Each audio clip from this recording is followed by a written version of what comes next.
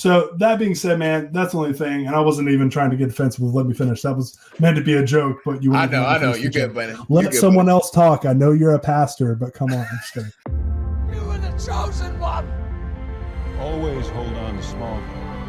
Avengers, Assemble.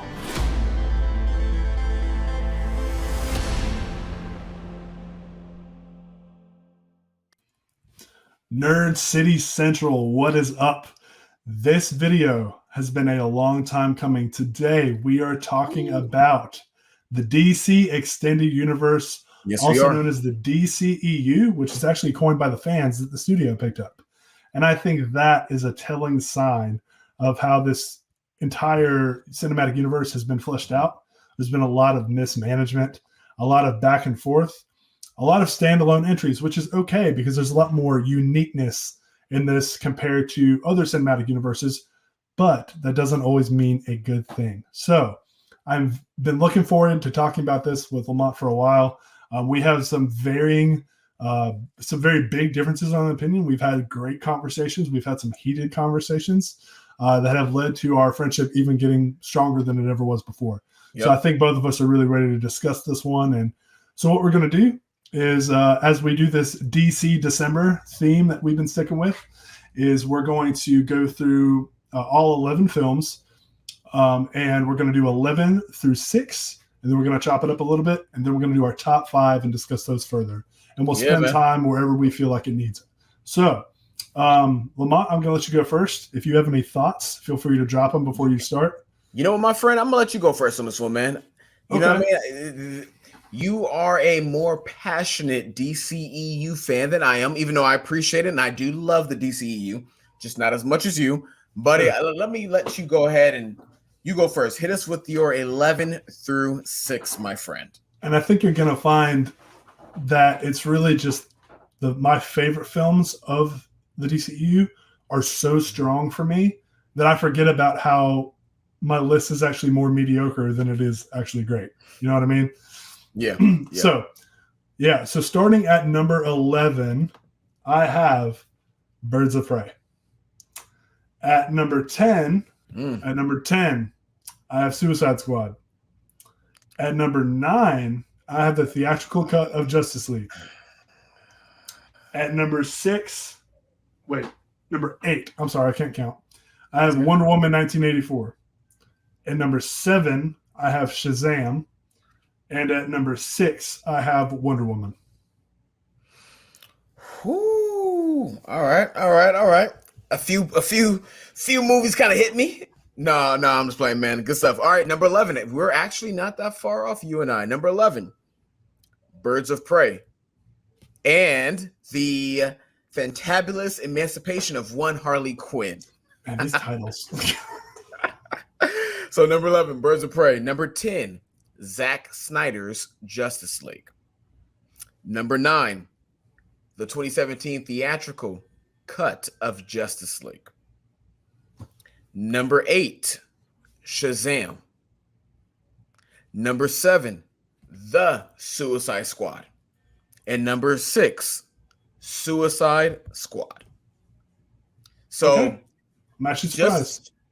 just so y'all know where I'm coming from, numbers 11 through 9 are movies I do not like.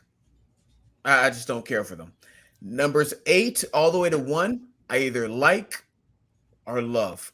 So for me, and I know people are like, how could you put, number 1, Snyder cut so low, and then how could you put the theatrical? Really, it's one reason. I felt it was a little more hopeful, a little more upbeat, and I like seeing Superman in a more classic version. Curry, you and I have talked about this, man. I love seeing him smile, joke with the other league members. I love seeing it smiles like this though, because they CG this way. Hey, listen, I'll take that smile because he's smiling. He's smiling. So I'm like, cool. I'm cool with that, man.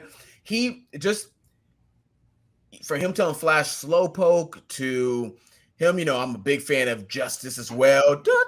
The music, his colorful suit, even his joke with Batman. It was, I just really enjoyed seeing Henry Cavill play that classic version of Superman. And in fact, after that movie came out, Henry Cavill did an interview and said that, yeah, I felt like I played a more classic version of Superman.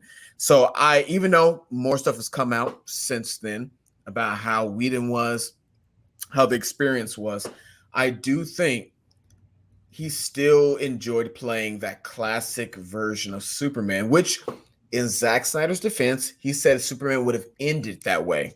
He would have been the more classic version at the end of Justice League 3. So, that's all for me. But besides that, man, I didn't care for the theatrical or Snyder cut. I just didn't like Superman just not talking to anyone.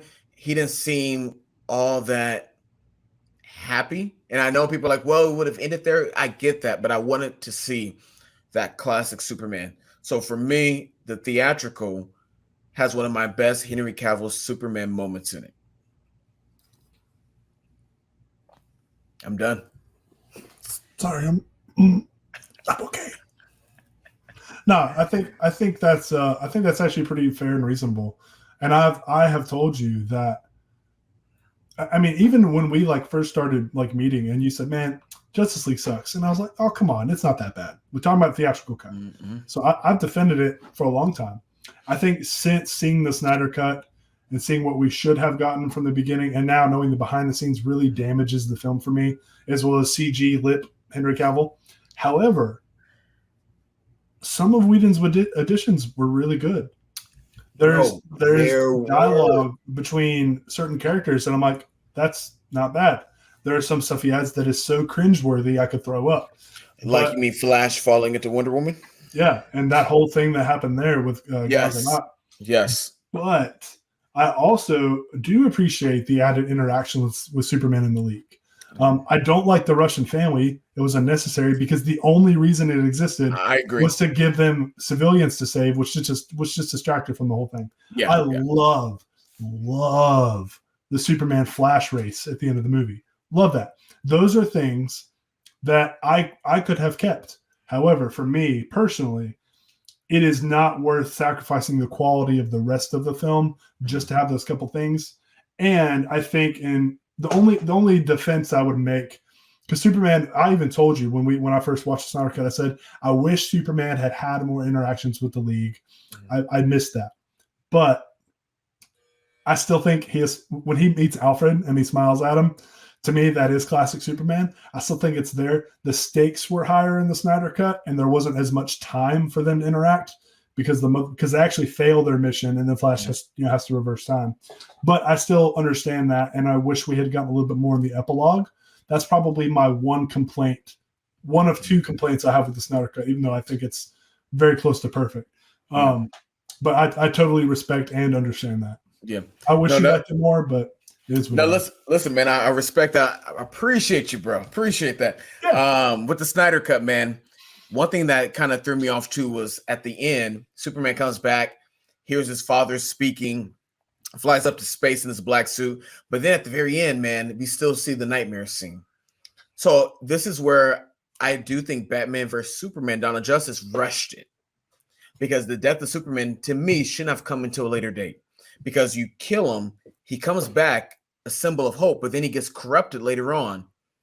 And I personally am not a fan of Henry Cavill Superman turning evil because Lois Lane dies. I like in Crisis on Infinite Earths for the CW, where Brandon Routh reprises the whole classic Christopher Reeve Superman, and he changed the symbol, he changed the color, and he goes, "My Lois died," but it shows that even in the darkest times, hope shines through. I'm like, there we go. But I get it. I'm not saying that it's not accurate to the comic books. I know there's different versions of Superman. It's just the Snyder Cut could have been higher for me if not for that nightmare scene at the end. And the whole Joker thing, man, there's some dialogue, bro, that just I thought it was unnecessary. And to me, it seemed kind of like the Suicide Squad Hell to Pay, where edginess equals storytelling kind of thing. Mature writing doesn't mean, or mature storytelling doesn't mean all these, all the cussing and some of the dialogue that the Joker says to Batman, which I was like, yo, To me, that's kind of not necessary. But I'm glad you liked it, man. Seriously. And obviously, I'm in the minority because the majority of fans and critics loved the Snyder Cut. So I'm a fan of restoring the Snyder Cut to give fans like you, buddy, what you want, what you've been asking for, what I believe Snyder deserves. And y'all, I think once Discovery and Warner merges together, I think we're going to be getting a Final Crisis announcement from Zack Snyder and WB. I think we will be getting Justice League 2 and 3 in the next couple years, especially with that whole Snyder Final Crisis teaser. And I hope we do. I'm not super hopeful at this point. I think people, whenever something new hints at it cryptically, people latch onto that. And Snyder himself has said that, is it more ridiculous to make sequels, or is it more ridiculous that they went back and spent $80 million more on a movie that had already come out and redid it? So, stranger things have happened. The only pushback that I will give you on what you said with the sequels is, one, we never saw them. We just have heard Snyder's raw thoughts. But he does explain with Superman going bad, it's not the Injustice scenario where he snaps when Lois dies. Lois dies, and in his grief-stricken moments, Darkseid overwhelms him with the anti-life equation, which we know from the deceased comic book storyline, no one can resist it. It corrupts anyone, and we're all sinful creatures with the exception of Christ. And so it is literally the embodiment of evil given life, because it's anti-life. So that being said, and then the whole thing they do, let me finish. The whole thing they do. No. I'm not gonna let you finish because I was gonna say 100%. You're right, and I retract my statement. Oh, okay. Well, in that case, yeah. I'm like, if you want to go on, go on. But you don't have to go on. You don't have to continue because you're 100% right. This is why, guys, it's good to get context, because context can help change opinions and views. So, with that being said, that does make it a whole lot better for Superman. I still feel the same way about the movie, but overall. Yeah. And I think, too, the whole evil Superman thing is a little played out at this point. Mm-hmm. Had it come out at the time it was supposed to, I think maybe we would have been more receptive. But with Injustice, with this, with other storylines, with Red Sun getting another animated movie, there's just a lot of evil Superman stories out there because people don't understand how to write good Superman without making him flawed or bad. And I think there's a way to do that where you can have both. And I feel like Snyder balanced that well. However, the last thing I was going to say too is that the way they changed that is Batman sacrifices himself and dies instead. And so Darkseid doesn't get the chance to expose Superman to anti-life, and Superman steps up and becomes the Superman we all know and love. So yeah, man, I do hope we see that one day and get to see that fully fleshed out, because I know you're like me. When a story is completed, it can retroactively make things better that came before it. So maybe that's my hope for it one day. But I will say this with you, and something I really respect is you have been honest with me from day one. Like, man, it just doesn't do it for me. And I respect that. Yeah. So, hey, appreciate you, man. So, all right, bro, let's go ahead and get to it. This is our top 5, Curry. Now, is your top 5 the ones that you love, or is that the top 3, top 2? What is the top 5 for you? How do you break that down into love, like, whatever? 4 and 5 I love. 1 through 3 is my third favorite trilogy of all time. Like, I think they are essentially perfect with the exception of some minor gripes. So, yeah. All right. For me, I would say 5, 4, and 3. I really, really like. Really, really like. So if I had to give it a score, I'm giving it, you know what? Actually, I'm going to switch it up, buddy. I'm going to switch it up. 5 through 1. 1 through 5. I can honestly say I love. Okay. All right, man. So that's good to know. With my top 5, when it comes to 5 and 4, I really like them. Really like them. I would say 4 to 4.5 stars out of 5.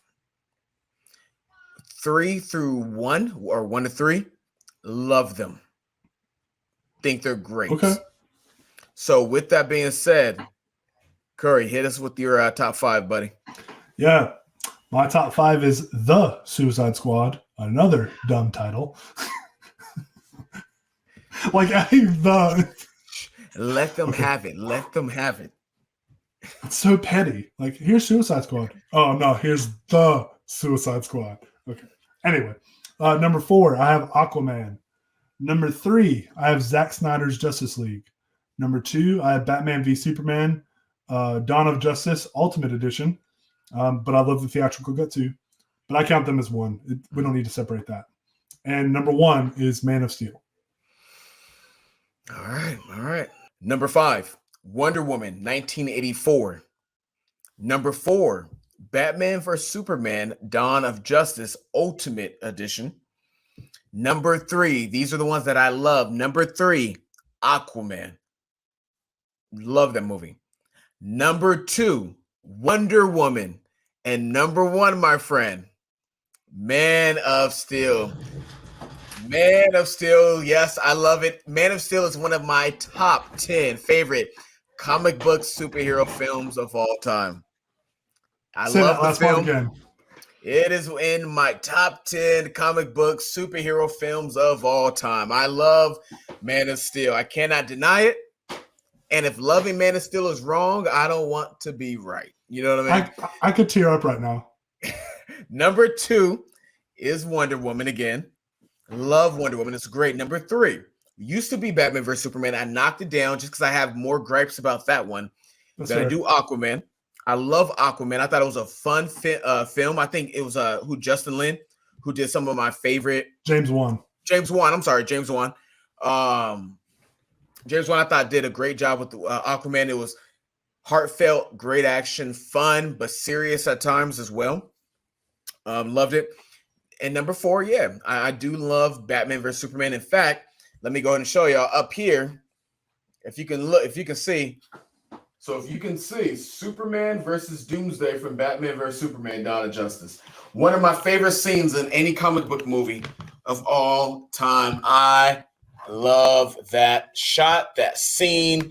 There are I have some issues with it, which is why it dropped down from 3 to 4 and why Aquaman got bumped up. But overall, I still really, really do love and enjoy Batman vs. Superman. So that's my top 5, man. Man of Steel, though, is a great. I have some gripes with it. I wish that some things were different. Still love it. Top 10, easy. Not my favorite, but definitely one of my favorites of all time. To quote Palpatine's tone, but not his words. Knew it. I knew it.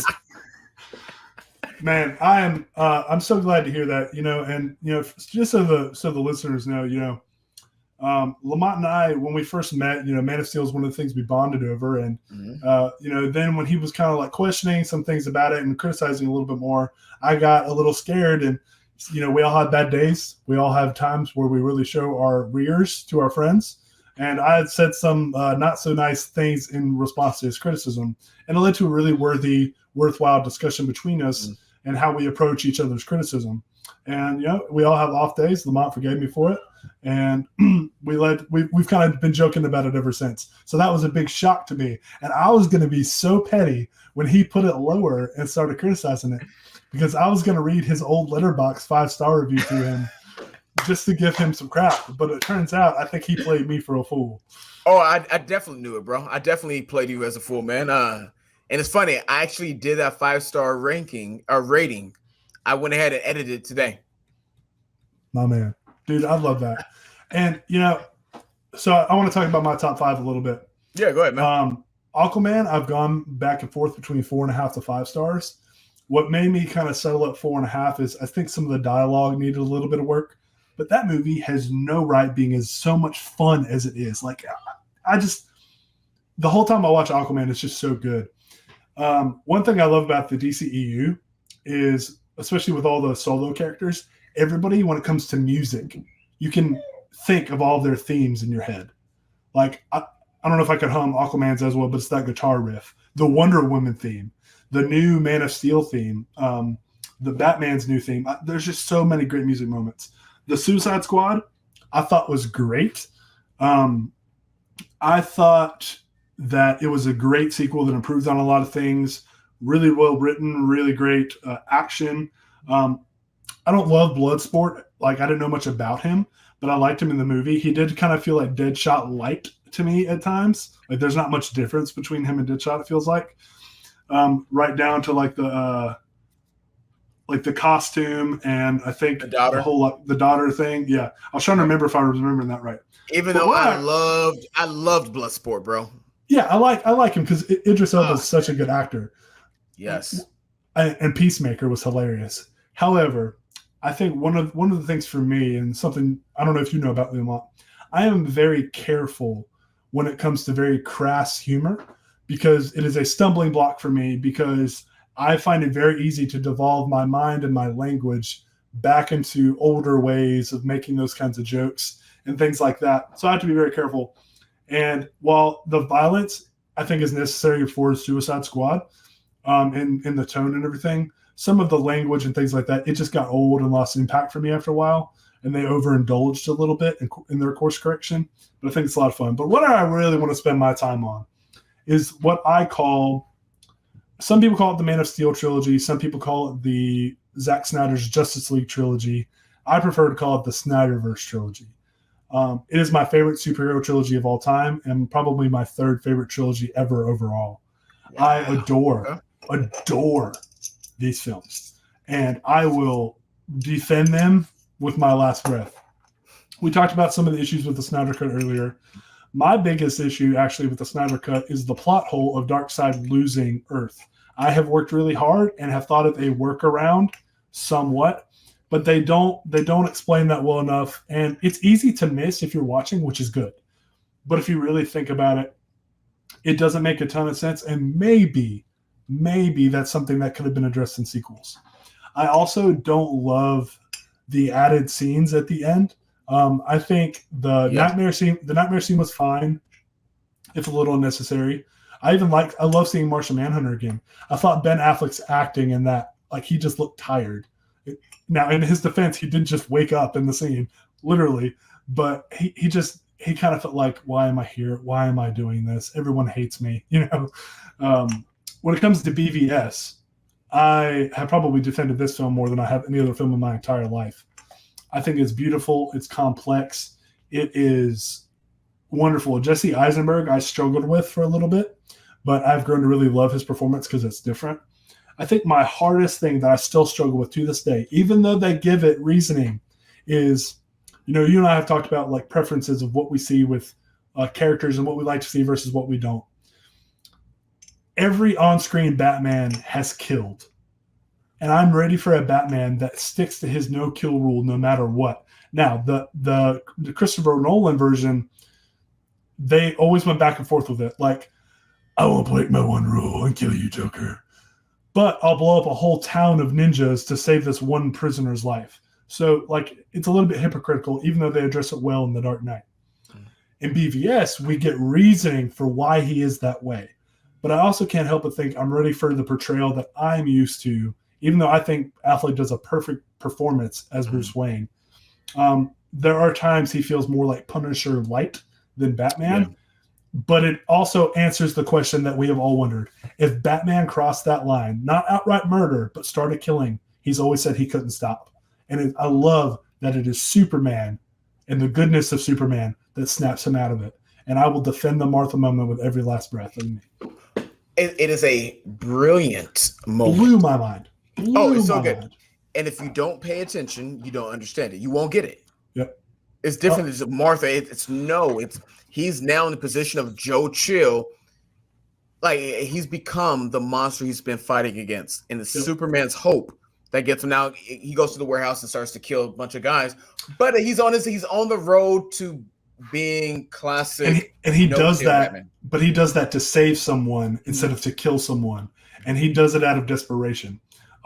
Remind me, I have a question for you about that specific thing here in a minute, but I don't want to miss my chance to talk about Man of Steel. Man of Steel is in my top 10 films of all time. I love this movie. Okay. I think, with the exception of one or two parts, that I wish would have gotten a little bit more from. After he kills Zod and does the scream, it jumps to him like confronting the military and like, hey, don't follow me. I wish we had gotten to see a little bit more of him grieving of the destruction and everything that happened. But Henry Cavill even came out and said that shock, that scream that he did was not in the script. He added that because he wanted to showcase Superman's grief at having to kill the last member of his race to save a planet that he was afraid of showing himself to and all the destruction he caused. And I also, Jonathan Kent's death is hard for me in this one. I like it, and I think it's well done. It's just a big departure of what I'm used to. And this Jonathan Kent, I think, is a much more real take. Like, if someone existed like that and was that fearful, I could see them being this way. But I also understand why that's a hard pill for people to swallow. But Krypton, the mythology they build, the action scenes are perfect. Henry Cavill gives a subdued performance of a Superman who knows what the right thing is, who isn't afraid to do it, but is afraid to show it because he's not sure what it'll do to the world. And how they build his arc over the course of the films, I just love it. I gotta say, Batman vs Superman does show that Jonathan Kent and Clark Kent had reason to be afraid. Yeah, and I love that it picks up that thread. But I could talk today, so I'll let you go now. Right. The ethical part, man, I mean that bothers me. But so for those that don't know, he's talking about when Wonder Woman engages in she sleeps with Steve Trevor, who is now inhabiting the body of someone else without his consent. Yeah, bro, listen. If the Bible says uses language like knows his wife, or we can say it. She has sex with Steve Trevor, who's in someone else's body, bro. You're such a Baptist. I'm a Presbyterian, yo. You don't even have music in church. Don't get on me with your RPW self. Bro, I go to a different kind of PCA church, a black pastor home. We got music. You know what I mean? Man, we're gonna have to talk about some of that sometime. We're referencing stuff that people are like, what are they talking about? We gonna talk about it. But yes, so besides that, man, I still really enjoyed Wonder Woman 1984. Aquaman was so much fun. Jason Momoa killed it. I liked Amber Heard as Mira. Willem Dafoe, Patrick Wilson. Shout out to my boy as the Ocean Master. Did a great job. Nicole Kidman, our boy from Boba Fett. aka Jango Fett, did a great job as the father. But the top 3 best DCEU films are either Snyder films or Snyder inspired films, which Wonder Woman was, because he helped with that too. Yeah. Batman vs Superman: Dawn of Justice Ultimate Edition, my number 3, great film. Number 2, Wonder Woman. I thought it was a great movie. I loved it. I think that movie slept on. It's such a great movie. And then number 1, Man of Steel, my favorite Superman movie of all time. There's some stuff, I wish was different, but overall it was a great film. I loved it then. I loved it now. I've been on a roller coaster with it, but as I'm sure my boy Curry will attest to, and a little bit later, but it was a good film, a great film. And not only is it in my top 10 favorite comic book movies of all time, it's in my top 10 favorite films of all time.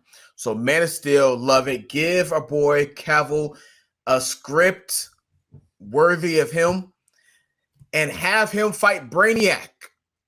It's time to do a live action theatrical Brainiac and let Superman, Henry Cavill, fight. And then you can introduce, once again, Supergirl.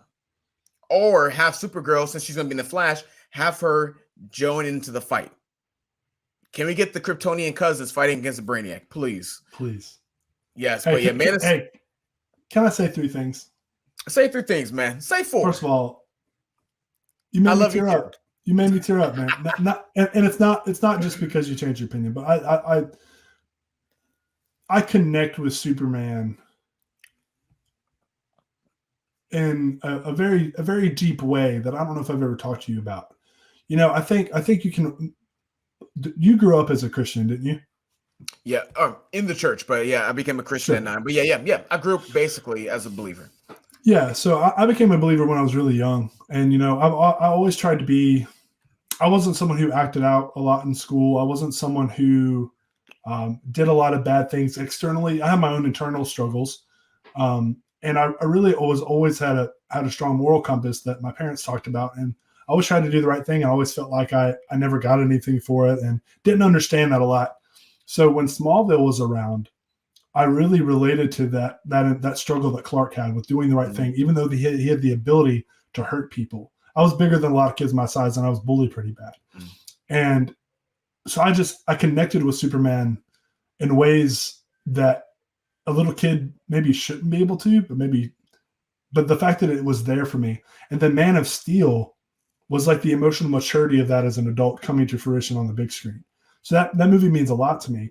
And not only hearing that you love it again, of course, makes me incredibly happy, but hearing you say what you just said about it and how it does so many of these things, and that it means that to you as well, just reminds me of how we connected. Because I don't know if many people know that, but you and I met because we were arguing in a Facebook group about Star Wars. And I don't know, man, I just a lot of good memories. A lot of good memories with Superman and Smallville. And yeah, man, I just wanted to share that. And that actually leads me to my next thing. So the first post you ever commented on one of mine had to do with this whole thing with Superman. And I don't remember if I mentioned Man of Steel, but it was when I met Tom Welling at a Comic-Con. Smallville. And one of the things, always hold on to Smallville. Always hold on to Smallville, baby. It's in our intro and everything. My favorite show of all time. We went, my wife and I, she surprised me with tickets to the comedy show that Tom Welling and Michael Rosenbaum do called Smallville Nights.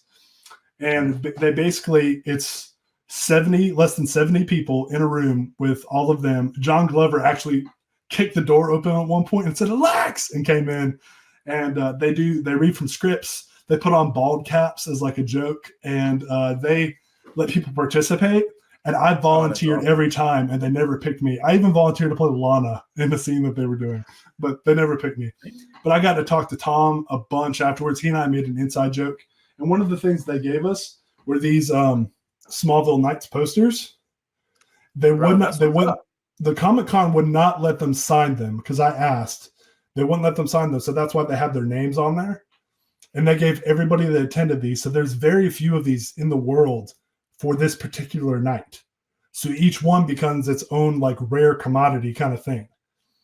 And we were lucky enough to get two of them because my wife and I went. And Lamont, one of these is for you, man. Oh, bruh. I love you, man. I appreciate that, dog. You and I have been through a lot. You've been a great friend to me. We have shared our love of DC and Smallville and Superman. And it works even better now that I know that you do love Man of Steel, and I was right the whole time, wink, wink. And, man, I've been wanting to surprise you with this for a while. This isn't the one surprise I was talking to you about, but I wanted to share this with you, man. And I should have done when we did the top 5 Smallville episodes, but I thought there was no better time. So in honor of Man of Steel being both of our number ones, I have this for you, man. Man, you about to have me cry chocolate milk on here, bro. I appreciate you. Hey, listen, love you, man. I can't wait to hang that up on the wall, man. Hey, I appreciate you, dude. Seriously, love you. Smallville's our favorite TV show of all time. Man of Steel and our top 10 favorite comic book films and favorite films of all time as well. So with that being said, you guys, we love y'all as well. Thank you for rocking with us here at Nerd City Central. We will be back soon. We're going to be doing a double-parter, a back-to-back video on our top 10 favorite superheroes and top 10 favorite supervillains of all time. And let me just tell you, it is so hard to choose. Lord, I can never guess what our number one is, though.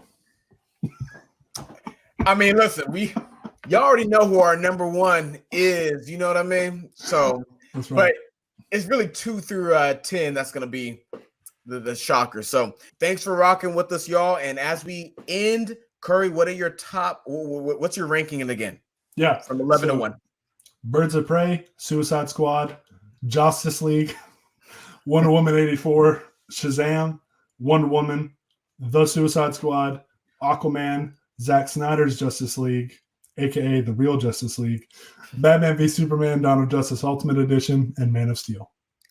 All right. Number 11, Birds of Prey. Number 10, Zack Snyder's Justice League. Number 9, the theatrical Justice League. Number 8, Shazam. Number 7, The Suicide Squad. Number 6, Suicide Squad. Number 5, Wonder Woman 1984. Number 4, Aquaman. And again, 5 and 4 are the ones that I really like. 4 to 4.5 stars, and the rest are 5-star films. Number 3, Batman vs Superman: Dawn of Justice Ultimate Edition. Number 2, Wonder Woman, and number 1, Man of Steel. With that being said, we love y'all. God bless. We'll catch you next time. Deuces. I can't wait to give you a hug in person. You were the chosen one. Always hold on to small. Avengers. Assemble.